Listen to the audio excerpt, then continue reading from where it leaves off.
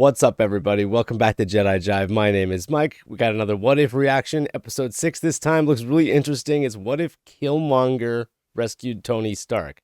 That's a really interesting scenario that should be taking us back all the way to the beginning of Phase 1, all the way back to the beginning of the main timeline of events that we've seen in the MCU. So this should have very interesting ripples in terms of how it affects the rest of the events, whether or not we're going to see that or not. We'll have to wait and see. It should be an interesting character interaction between these two characters that we've essentially never seen interact before. I mean, we didn't even really get to meet Killmonger until Phase 3, right, in Black Panther. So this really is a what-if scenario, and this is definitely what I've really been enjoying so far about What If.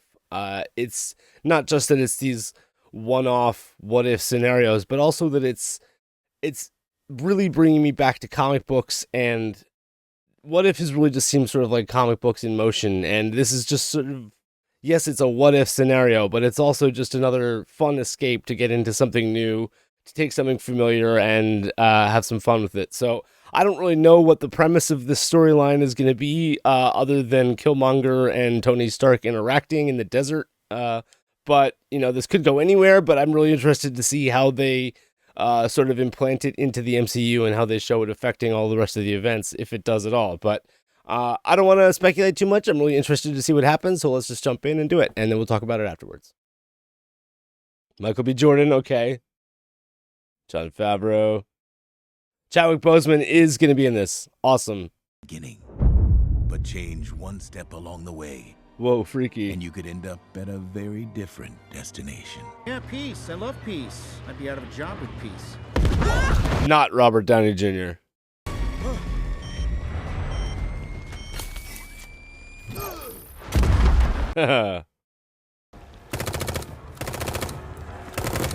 Nice. Seriously. The 10 rings have reinforcements en route. We need to move now. 10 rings. Okay, nice. Huh. Without Tony Stark's fateful capture in Afghanistan, the age of Iron Man would never come to pass. Oh, no shit. Okay. A hero was lost, and a villain was given a new chance. Oh. I'm bringing in Lieutenant Eric Stevens, the Navy SEAL who saved my life, as Stark Industries' new Chief Security Officer. Oh, shit. Oh, Happy doesn't get his job. But also no Iron Man. That's gonna be a wrap on this conversation. Yeah, you'd like that, wouldn't you? Because those plans were bankrolled by Stark Industries COO Obadiah Stane. Oh my goodness. Okay, they're just out with it. This is already going to get messy. I brought receipts. Wire transfers, bank documents, phone records, Google it. I just dropped it all online. Tony. Holy crap. You son of a security! Oh, man. Happy. I never liked that guy.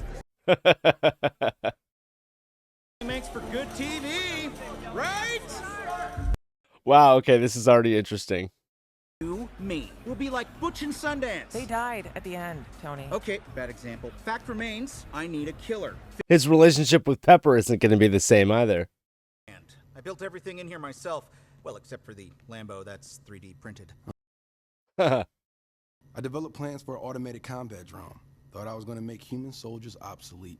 Let's do this. Let's build your science fair project. You saved my life. I'd like to return the favor. That's not good. It's basically a mech. Bold design choice. Okay, Tony Stark is going to help Killmonger build a mech. So yeah, this is technology that we see him eventually end up using in the Iron Man suit. The drone's regulating processor is overclocked. Yeah, it's right. He never had to make the If we could miniaturize reactor. an arc reactor. Oh, that's a dumb idea. What we need, Pops used up the last of it during the war. not all of it. Oh, that is good. You should stitch that on a pillow. It is Andy Serkis. Please, Tony spends $10 million on a slow Tuesday in Vegas.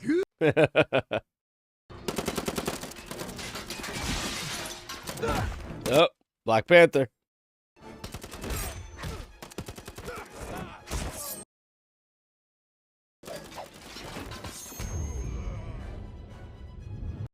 Oh, nice. Love that frame. That's one of those comic book frames. Our quarrel is not with you, Ghana. Nice. Okay. It is T'Challa. Let me take the vibranium back where it belongs. Sorry, cuz. That ain't gonna fly. Oh. Sound torture. Oh.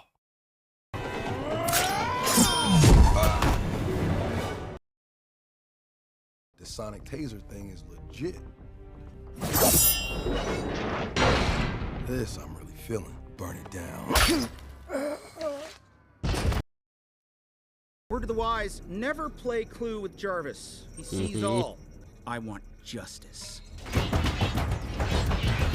What, you gonna ask Pepper to come and kill me? Yeah, probably not, but there's no need. I melted down that ring of yours. Ah. What do you say? To killers? Oh, this should be an interesting battle. Oh, shit. So far, this drone isn't doing much.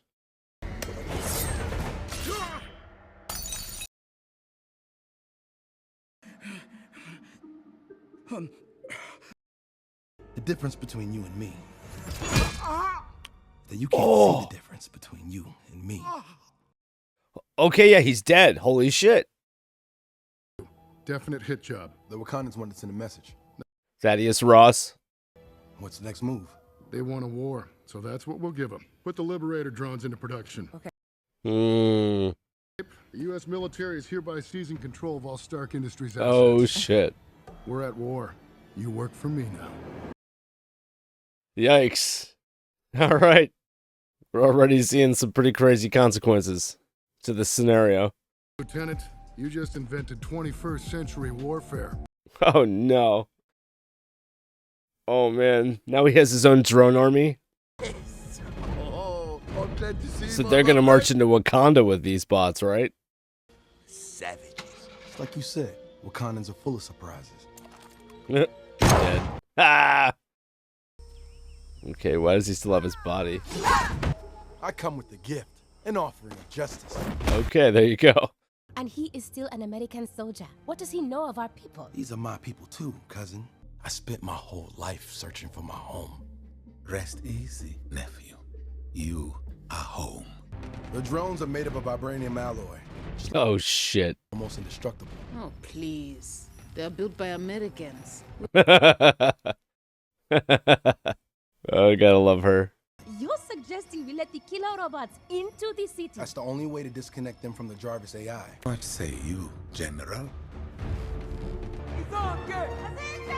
Nice. Oh, shit. We haven't seen her join the fight. I mean, with no Tony Stark, no Avengers, when Thanos goes down, they're gonna be screwed. Entrusting our fate to this outsider. He is family. Oh, that's Shuri is like much younger here because this would have been like years before what we end up seeing. Close the shields. Oh boy.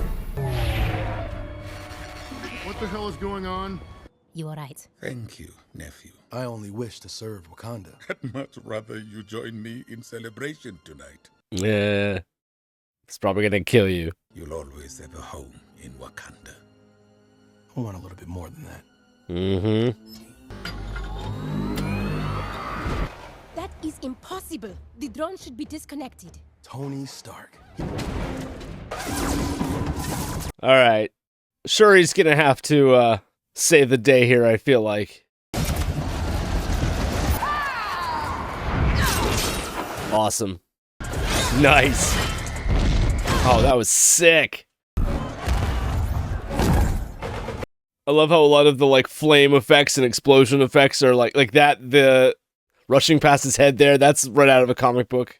A lot of really cool comic book frames. Nice.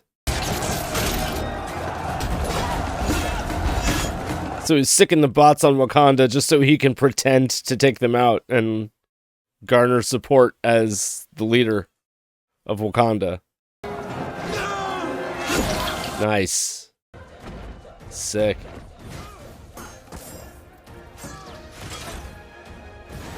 Nice. Awesome action sequence. Wakanda forever! Nice.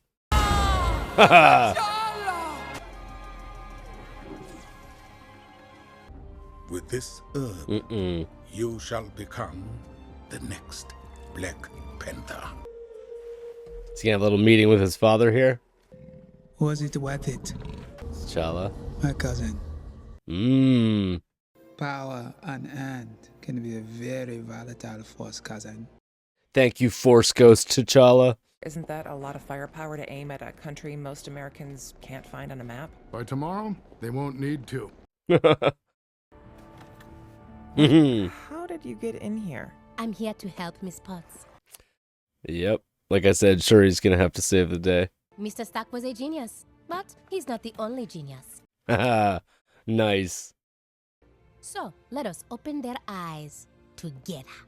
Nice. So Shuri becomes the Tony Stark genius. Yeah, so I guess Pepper Potts and Shuri are probably going to have to team up and be Tony Stark now and maybe even start the Avengers with Nick Fury. Who knows? But that was a really interesting scenario to see play out. And T'Challa made a brief appearance at the end there. It was nice hearing Chadwick Boseman's voice again. I mentioned that the last time we heard him briefly. We're not going to get another episode where he's featured heavily again, so these last few episodes where T'Challa appears are really, it's I can't help but be sad thinking about Chadwick Boseman and how it's just like that's going to be the last time we hear from him. But the scenario itself is really interesting. Like, we went all the way back to phase 1 and nothing that we know ends up happening here. Like, Happy didn't get his job at first, and Jeff Bridges' character, the Killmonger had him, taken out immediately, and then Rhodey got killed, T'Challa got killed.